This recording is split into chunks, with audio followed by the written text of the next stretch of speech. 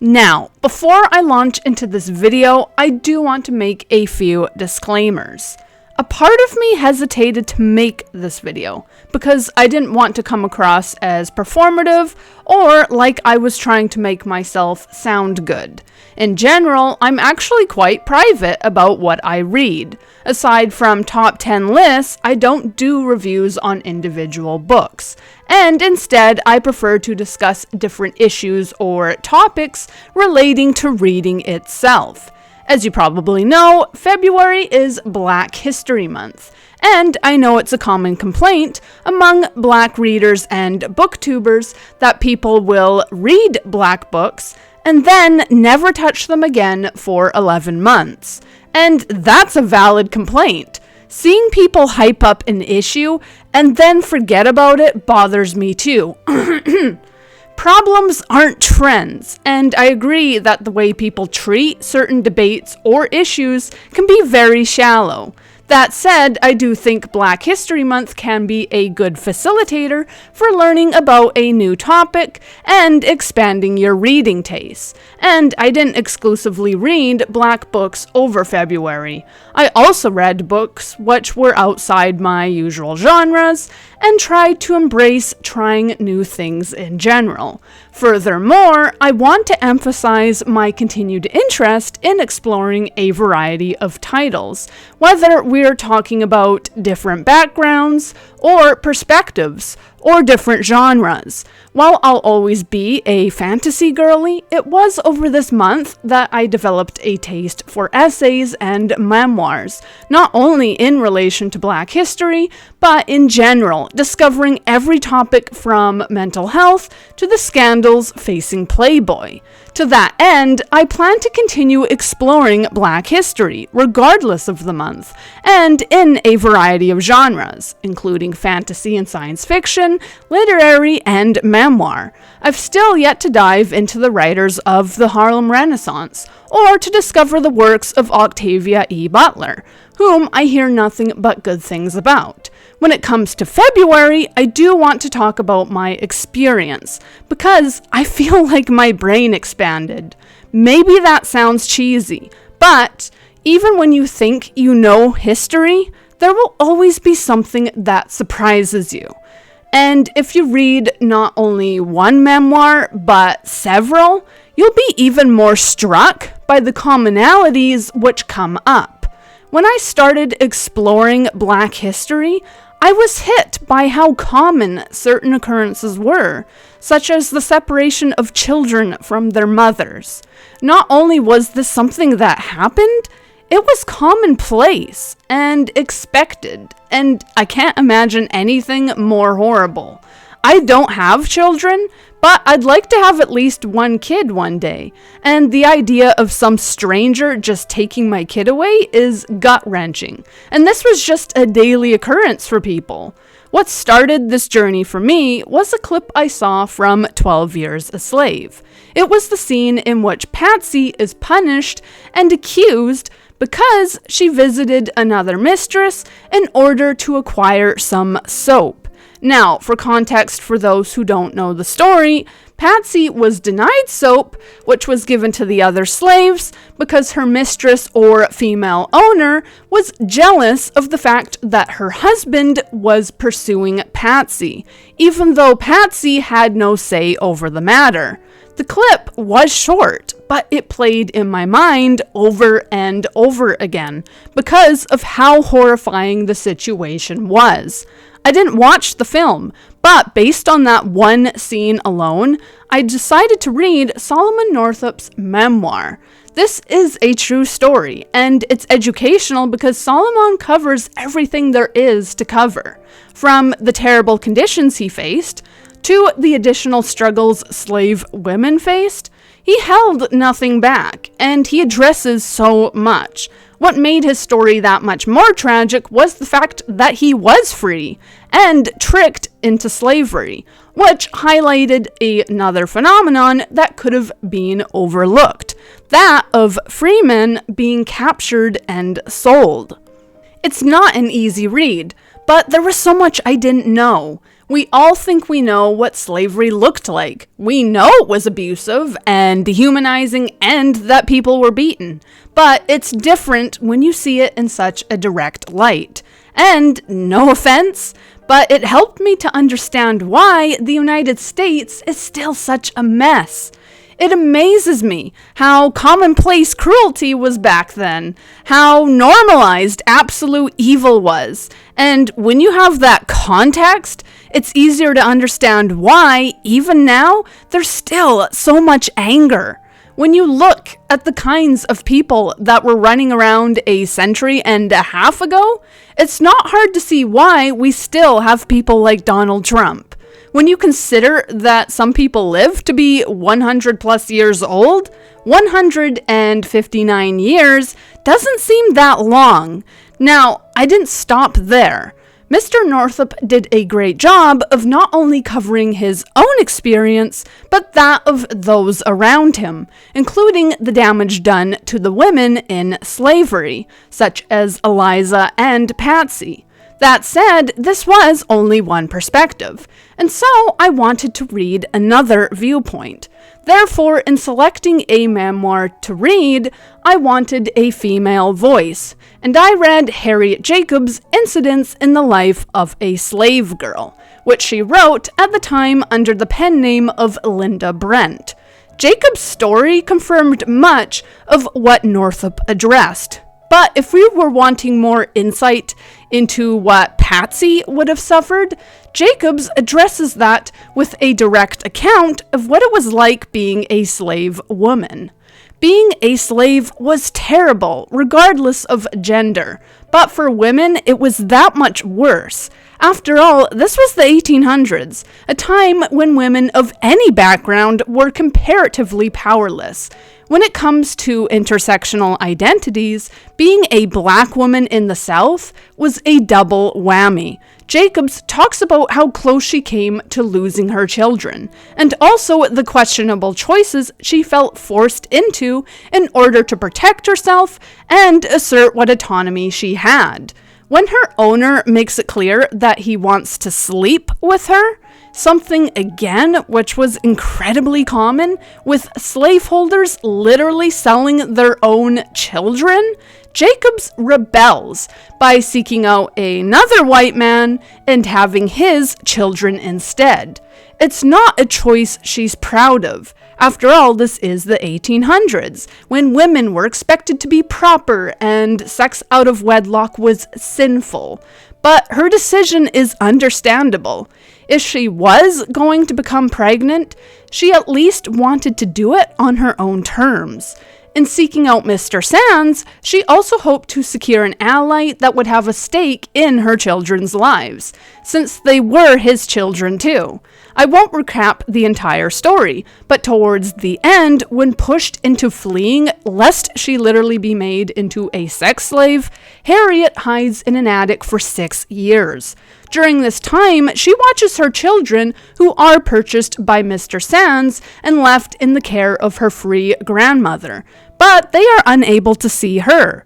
It was an experience that almost destroyed her ability to walk, as she was cramped for years straight in a confined, stuffy attic, watching her children grow up, potentially with the belief that she had abandoned them. In the end, she did escape, which is why we have her story now. But it was invaluable reading Northup's and Jacob's accounts together because, again, when you see the exact same occurrences repeat themselves, it reinforces how common these things were. Mothers regularly lost their children. Worse than that, women were often sexually abused by their masters, with a result that slaveholder men would be selling people who biologically were their own children. Black slaves also weren't permitted true marriages, which meant that unions could be dissolved in moments, with the result that a woman might have children with several different men, which she would then lose and never see again. In Escaping, Harriet also talks about the racism of the so-called progressive North, where, despite the pushback from abolitionists against slavery, was already practicing Jim Crow customs. I wish Jacob's story would be made into a film, because it is no less powerful than Northup's account, and it reinforces his story, while also offering insight for those who would have liked to read the accounts of Eliza or Patsy.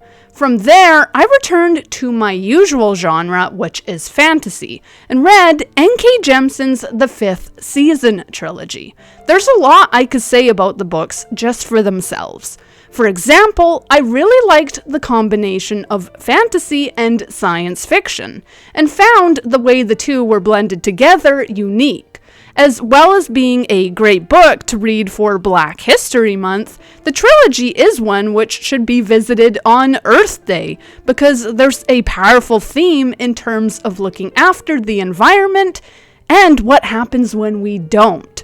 The Earth, which is alive in these books, turns on the human race because they violate it. And so Earth turns hostile not only out of anger, but out of self-defense, because of how people have abused it. Moreover, in the context of Black history, this trilogy explores issues of identity and oppression. In the book, you have a group of people known as the Origami, but that's just the polite term, because people more commonly call these people by the slur Roga. In this world, Roga is a word that people hesitate to use because of its ugly connotations, but many so-called Roga apply the term to themselves while correcting other people for using it. It's a word which is shied away from and then embraced by the Origami, and I'm sure it's not hard to see, even based on how the word sounds, what the real-world equivalent of this word is.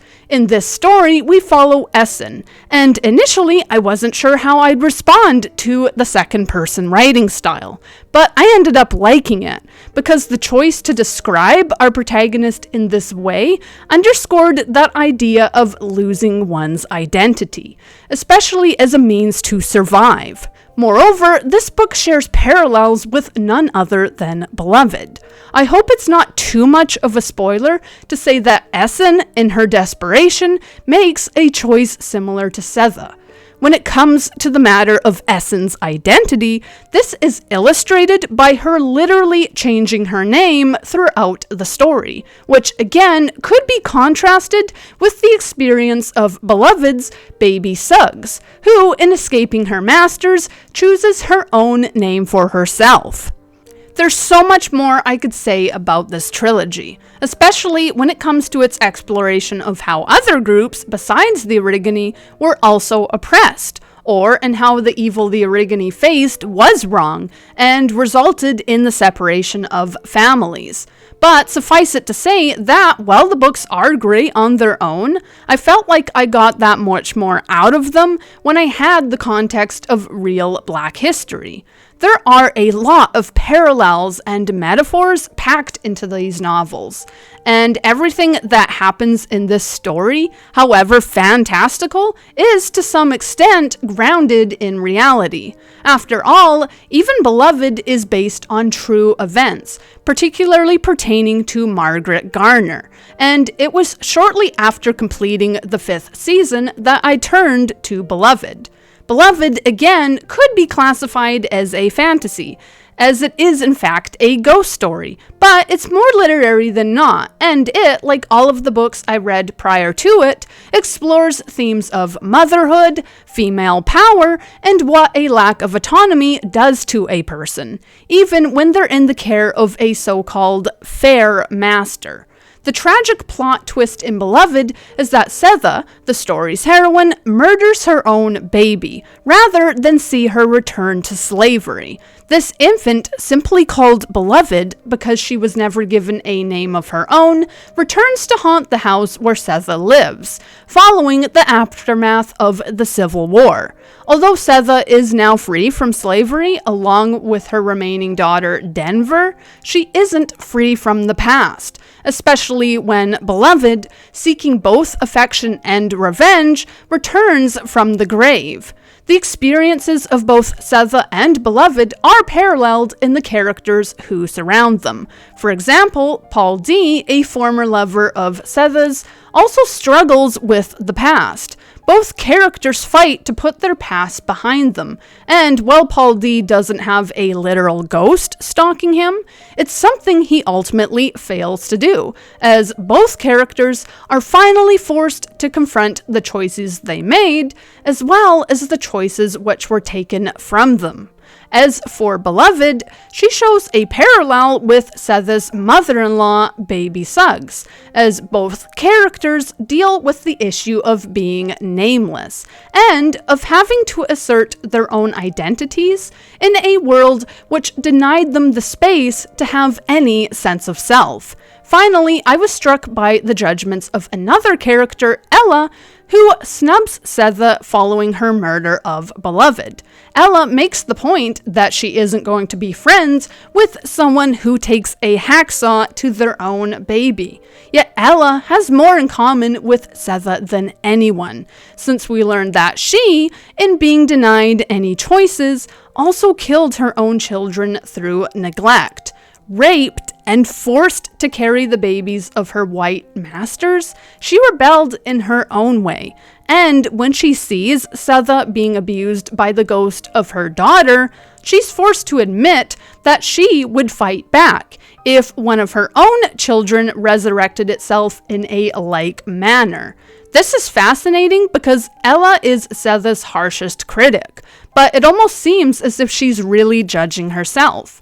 Though while Ella acted out of resentment, Sethe, in killing Beloved, acted out of love. Something which tied all of these stories together were themes of motherhood. In addition to strong mothers fighting for their children, we also see powerful grandmothers forced to fight with their limited means to protect their families.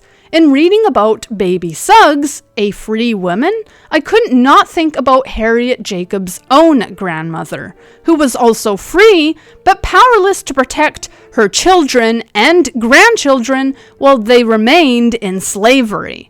Both Baby Suggs and Harriet's grandmother Molly became respected fixtures in their communities. Yet, despite the influence they gain in their old age, they can't protect their own families.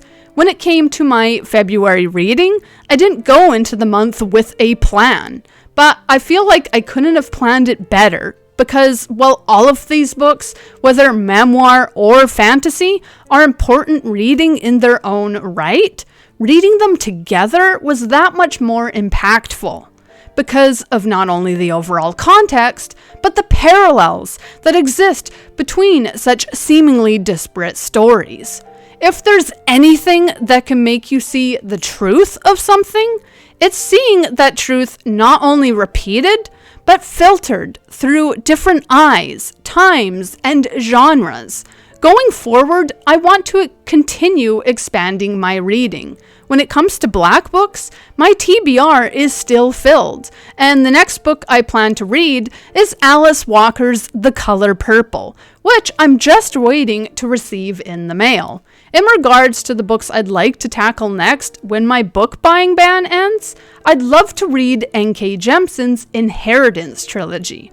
I'm particularly anxious to dive into the works of Octavia E. Butler, as every synopsis I've read of her work sounds amazing. As for Toni Morrison, I want to read more of her work as well, but Sula is the next book I'm most interested in. I will say that it's been interesting having Black History Month segue into Women's History Month, as that's gotten the wheels turning even more. In reading Virginia Woolf's A Room of One's Own, in which she describes the inequalities women faced, I couldn't help noticing the struggles many marginalized groups have in common.